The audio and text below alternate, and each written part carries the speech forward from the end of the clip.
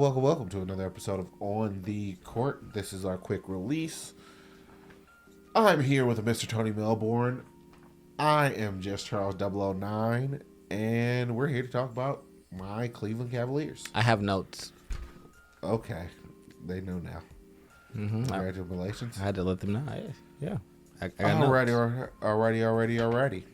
So, here's what's going on with the Cleveland Cavaliers. First, let's talk about the individual players.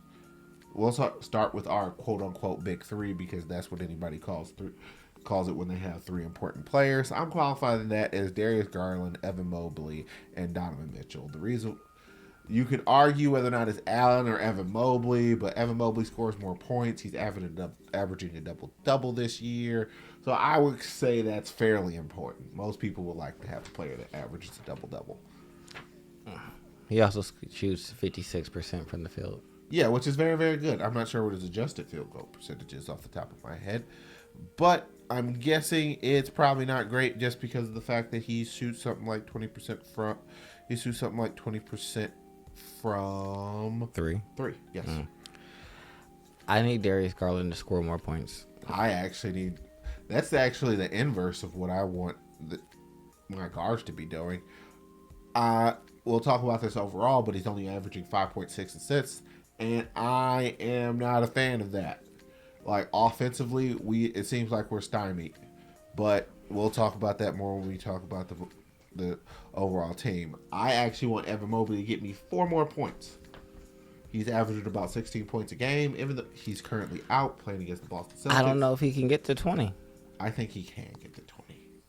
Like I said, I think that you guys need to get rid of Jared Allen. I mean, I don't think Jared Allen is that much of an interference with Strus coming in, and Max Strus is I do believe inside the early teens. Yeah, he's averaging 14 points a game. That 14 points didn't come out of nowhere. Like, it didn't get removed from Evan Mobley's overall career statistics. Like, he came in and he started knocking down shots.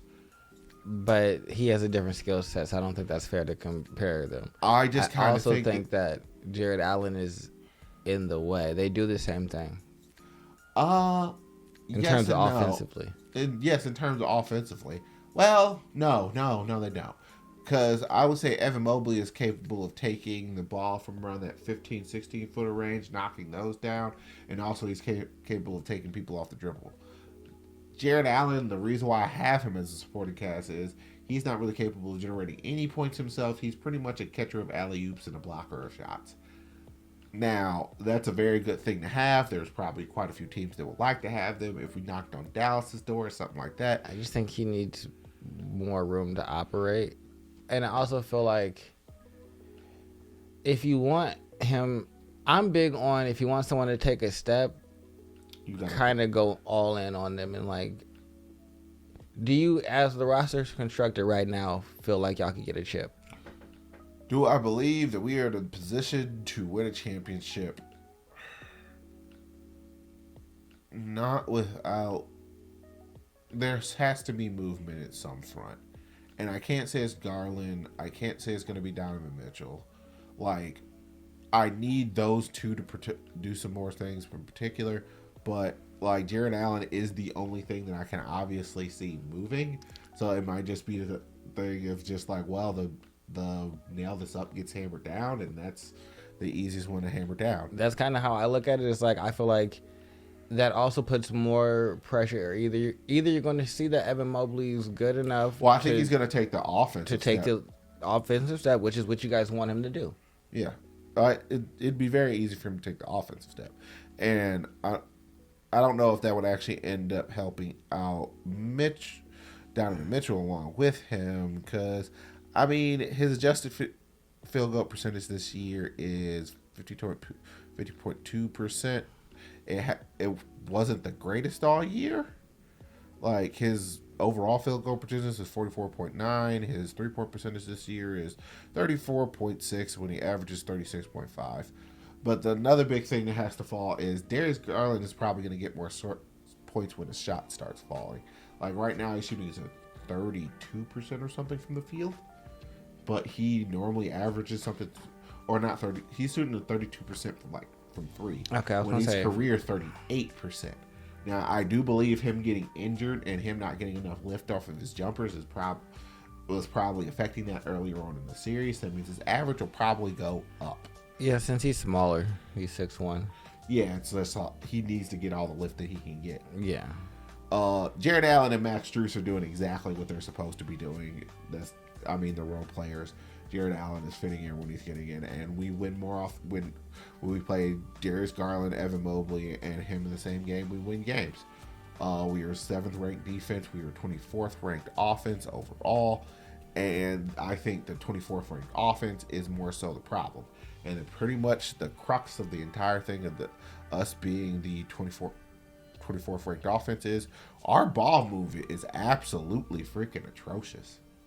Like, we are something like 25th in assists in the league, and that's not really ever going to get it done. Like, if y'all were like 7 and 15, like 7 in defense and 15 in offense, that would be a different I could story. deal with this. Yeah, that would be a completely different conversation. Then I would feel like, all right, well, no, you guys probably have a chance because you're top 10 in defense, so that means you're locking people down.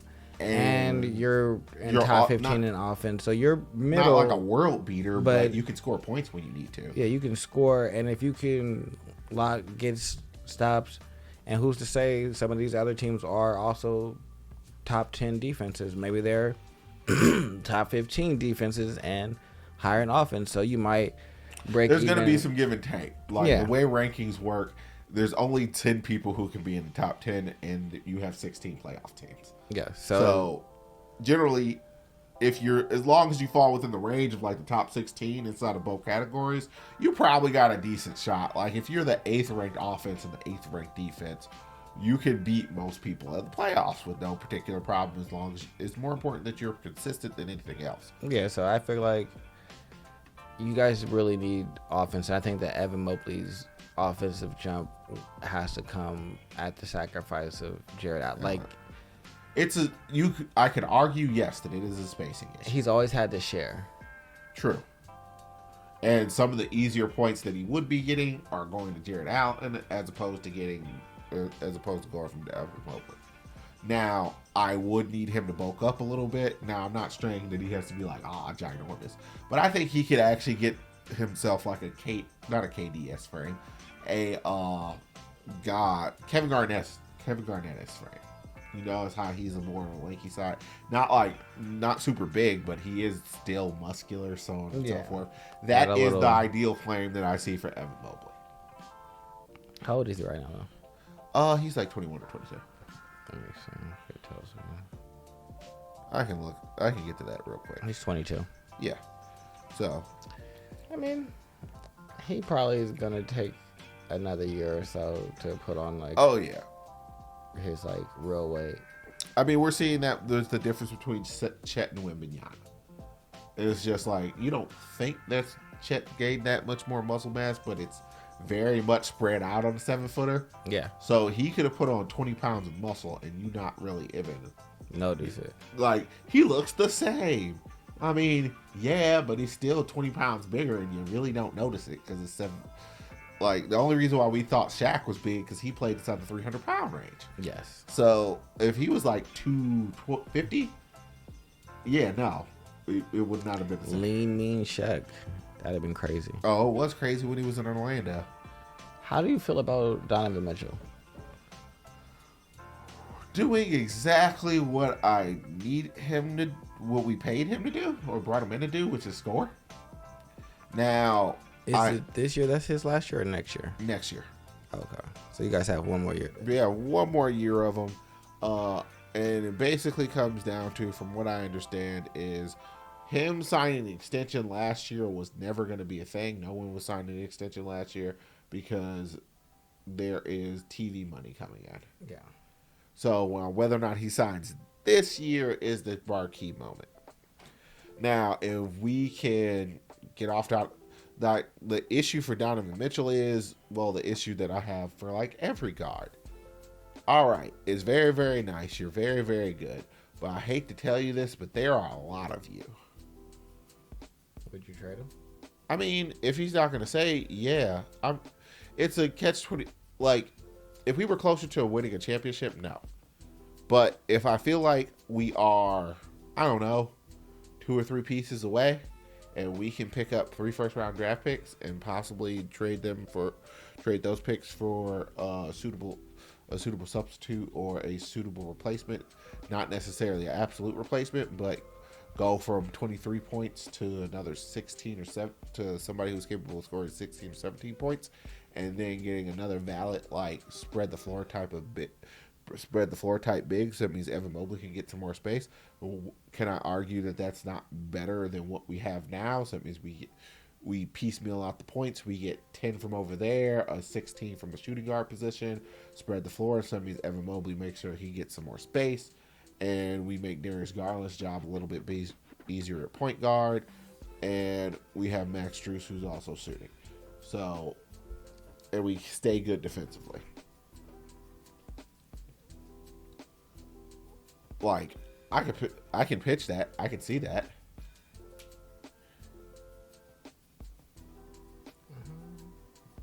I was just thinking about. I'm trying to think of who in the league you could trade with.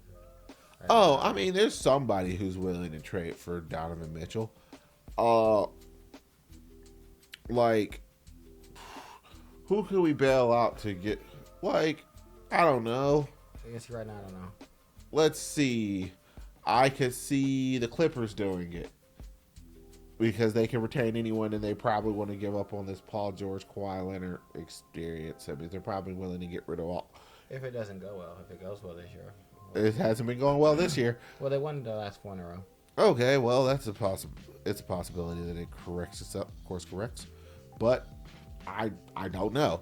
There are other places that may want to give some stuff up, like Atlanta may want to shake things up if Trey and the current shooting guard does not work together. I can't remember his name off the top of my head because Hunter. No, not Hunter. DeAndre Hunter is a small forward. I wanted him on our team. That didn't work out. Miami would take him in a heartbeat, but they're always trying to win every trade. So that means I don't know if that's ever going to work out. The New York Knicks actually have some degree of assets. That means we may be able to trade him to him. Depending upon what's going on with Charlotte, we could get some stuff off of them. Depending upon how the window goes with the Bucks, we could probably get a bunch of first-round draft picks off of them and help them out of that Chris Middleton contract. But I don't know if we're really particularly trying to do that because we're trying to develop our team, and he's not really conducive to doing that. The Minnesota Timberwolves could probably afford to get off of Karl Anthony Towns, but I mean, Ant should probably be put like. Their current shooting guards is probably going to end up being bumped over to small forward at some point. I can see that happening just because of sheer size. I feel like y'all should trade Donovan Mitchell to the Heat for Tyler Hero. No. And a first-round draft pick. No, we're probably going to want more than that. And then you should trade Jared Allen to the Suns for Valanciunas. Probably not. And believe more in Mobley's defense. I mean, Mobley's defense is good. Valanciunas can spread the floor and not have to. He's more of like an offensive big thing. But that's literally going to take more shots away from Mobley. We need But he's going to take threes, so those aren't shots that Mobley would get. He can shoot the three. He can stretch the floor, which is something that Allen can't do. So that's my thought process there. I don't know. But the next step is we're going to talk about the next 6 games. Today we're playing the Boston Celtics. Last time I checked, we were up 24 to 12. I'm going to check again just to make sure. We're up 31 to 2. We're 30. It's 37-33 right now. Ugh. Okay. So today we're playing Boston. And Thursday we're playing at Boston. But then we play Atlanta, Houston, Utah, New Orleans, Chicago, Dallas, Milwaukee, Toronto. Now I'm expecting at best we're splitting this series with Boston, hopefully. So we go 1-1. What day do you play Milwaukee? We play Milwaukee the 29th. Okay.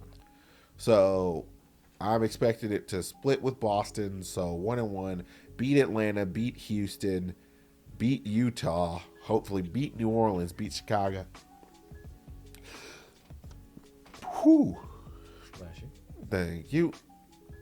Maybe lose to Dallas, probably lose to Milwaukee, beat Toronto. So I'm expecting something like 6 to 7 wins out of this next series. 6-4 would be not the worst. 5-5 will be a disappointment. We got to beat the bad teams. That's fair. I would talk about my expectations. I'd probably say I want y'all to beat Boston both times. So that's what I'm expecting from you. Jesus Christ. Don't put in part your Milwaukee It's not from needs Milwaukee. or just Lakers needs. I mean, Milwaukee hates Boston too. Yeah, but I don't care. I hate them from the core. I would like them to beat Boston twice, but I'm not saying that's actually realistic. Yeah, beating Atlanta, that's probable. Houston is. I feel like Houston would be a harder game. They're maybe younger. It's easier because they don't really win on the road a lot. Yeah, and so they're playing here. Utah. We should beat Utah. And then there's New Orleans, and so catch 22. I mean, I think we can beat. I think we can y'all kind can of get Brandon Ingram if this Zion thing falls apart. If they're trading Zion, and they're bringing in another younger player, from what I understand. Or they're bringing in multiple young assets, so they're going to be right where they are You now. think Zion would do good up here. I don't even. You don't want him. It's not that I don't want him. It's that it's not really a probable thing, so I'm not worried about it. Like, would him and Evan play well together? Maybe, but not super worried about it. Like, their general manager hates our owner, so the likelihood of them picking up the phone and not trying to rake us over the coals is very unlikely. That's fair. But yeah, that's about it. Yeah. So we're expecting them to go about 7-3, 6-4. We want to see an increase in ball movement.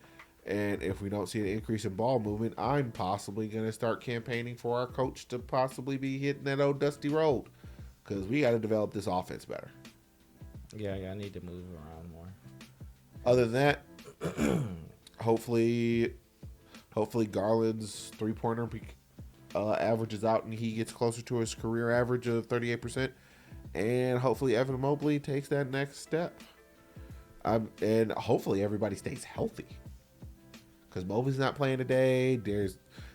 Garland and Mitchell have both missed 5 games.